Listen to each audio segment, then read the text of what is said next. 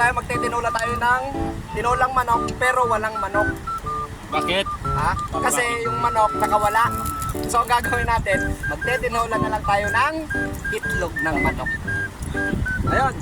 Diba? Lagyan lang tayo ng mantika. Pag nalagay na yung mantika, sibuyas, bawang, tsaka luya, sabay-sabay na yan.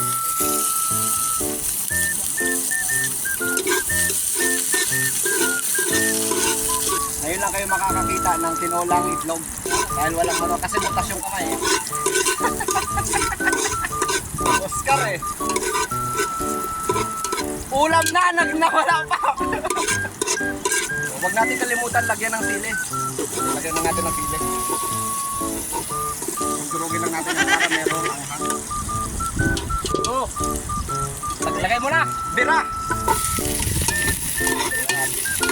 Ano yung ngayon pre? Assistant chef. Assistant chef. Ito, Papaya. dalawang assistant chef. Sirko. Pero pre, akit tinaman ka lang. Pero okay lang yan, walang problema yan.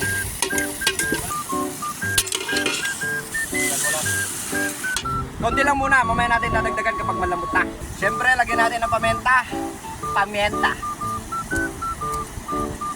Mas maraming paminta, mas maganda. Para pag-ibig niya. Ay!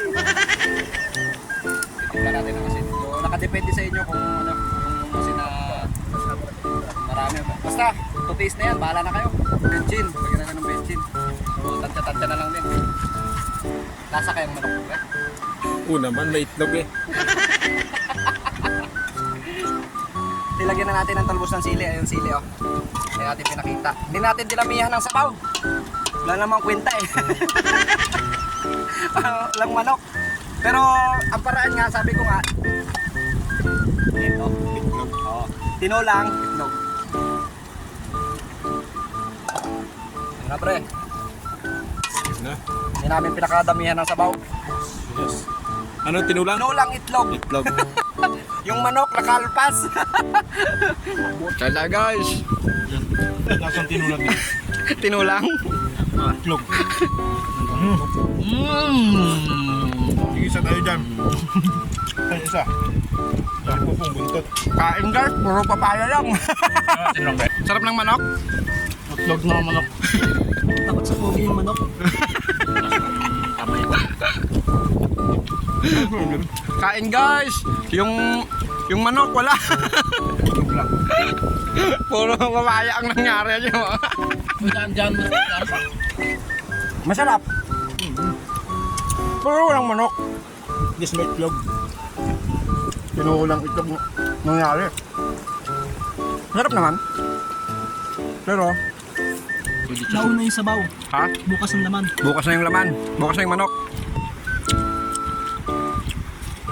Tikman naman natin itong pritong igat. Masarap. Ang lasa niya ay basta masarap. Masarap naman. Sobrang sarap.